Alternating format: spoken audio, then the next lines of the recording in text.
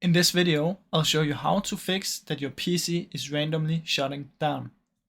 Now the first step what we can do is we're gonna check for Windows Update. So press the Windows button, search for Windows Update, and open up the update settings. Now once you're in here, you're gonna wait for it to load, and you will see if there's an update right here. As you can see, mine is installing right now, which is good. It's updating itself.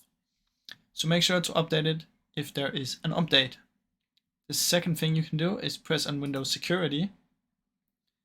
Let it load for a little bit. Go into Virus and Threat Protection. And then once you get in here, you're gonna click on the Quick Scan to check if there's any threats to your PC. Now I have no current threats, so I'm just gonna leave this alone. Third thing you can do is press the Windows button, search for Device Manager, open this up. From in here you're gonna find disk drives, and from in here you can find your drivers. You're gonna right click on all of them in here and press Update Driver to make sure they're up to date.